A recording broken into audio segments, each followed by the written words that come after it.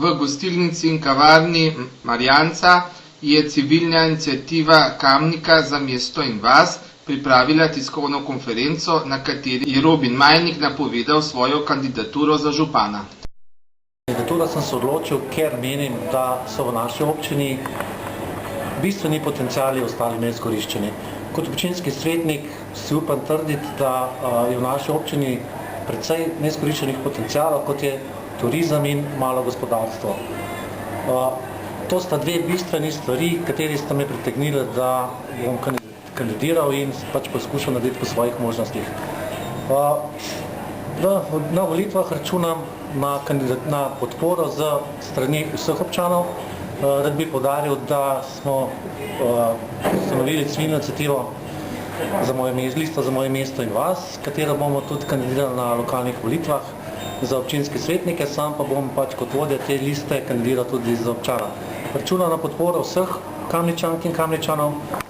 Nismo nobena stranka, bistveno je reševanje prioritetnih problemov v občini Kamnik, kot so vrtci, dejstvo, da se morajo Kamničani voziti v službo v Ljubljano, pač ta trend je treba obrniti nazaj v pravilno smer, da bodo Kamničani zaposleni v Kamniku, da bo se občinski proračun financiral z dobičkom, ki je ustvarjen v Kamniku, ne pa da čakamo na pomoč od zunaj, ne vem odkot. Kolikor pač hočemo doseči neko povečano dodano vrednost, moramo pač imeti pripravljene konkretne projekte s konkretnimi cilji in to take projekte, preko katerih bo možno črpati evropska sredstva.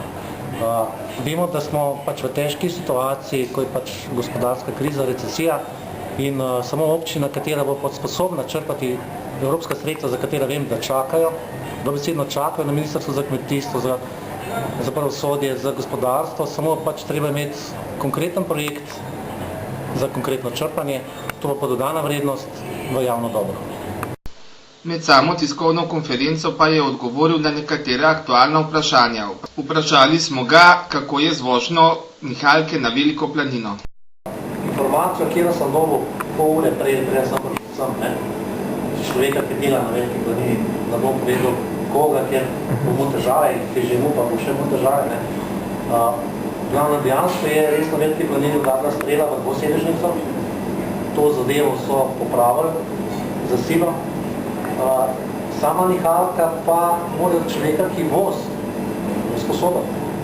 Zdaj, mislim, inšpekcija pride, moraš predložiti vse papirje, da je pač tam možaka strokovna sposoba. Kako, mislim, da je tukaj kakšen drug papir manjka, ne samo ta za nekaznovanost. Mislim, da je tisti papir za nekaznovanost, koliko vem dela na Ministrstvu za pravosodje, dobiš v roku enega dneva, po elektronski pošti takoj, Mislim, da to je izgovor nekoga, ki me pozna. Bistvo je, da dejansko je bož, da nihalka stoji. To toliko časa, dokler ne bo zagotovljenih vseh pogojev, da bo varno in pozivno. Že vseh teh letih dvakrat sem opozoril na samo neprimerno reševanje s zgodov, koliko se ta gonda ostala. To danes nisem naredil nič. Moje reševanje preko štrika, govori z gorskimi reševalci, kje boš ti rešil enega starega človeka z gondole, ki bo spustil dol na tiste skale, je potem začne problem. Včasih je reševanje rešeno tako, pozajli so spustili posebno kletko do gondole, tam se je v noto sedel in so ga potegnil gor. Tako je bila gondola prazna v 10 minutah. Teh kletk ni, meni jih ne zna več narediti, oziroma ni interesa. Glavno dejansko jaz mislim, da vsi svetniki, ki smo, da dokaj niso razmere varne, bošte gondola stoji. Glede prenove Mekinskega štadiona pa je dejal. Je 2 leti pa pol nazaj, imaš vso korespondenco doma, ko sem obvestil takrat vodja oddelka za družbene dejavnosti gospoda Kamina, da je na Ministrstvu za šolstvo in šport razpis za možnost črpanja evropskih sredstev za športne objekte. In takrat sem povedal, da v občini Kamnik in nogometni štadion edini projekt, ki ga ima občina pripravljena. Je dejansko meso pripravljen projekt. Bil je zagotovljen določena sredstva v proračunu, sicer bi mogel malo videti, ampak ne preveč velik, ker občina bi mogla imeti 15% lastnega denarja, 85% bi pošlo pa iz Ministrstva za šolstvo evropskih sredstev. Projekt je bil narejen. Denar v proračunu, proračunska postavka je bila za nogometni stadion.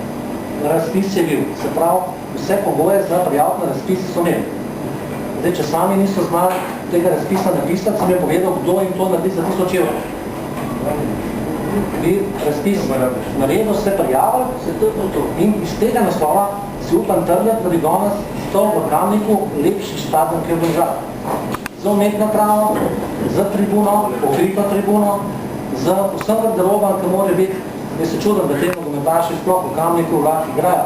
V takih razmerah, ko se mora pač švercati preko teglišča, da imajo sploh pogoje, da lahko nastopajo v tretji ligi, mislim, da si Kamničani pa res niso zdi. Mislim, da v Kamniku ogromno mladine, ki rade igrajo nogomet, dobri so in dejansko letos v proračunu, ne. Do zdaj je praksa tako v Kamniku, da se vse to nekaj pošalno, nekaj kampansko rešuje. Na vrat na nos bodo naredili neko montažno tribuno.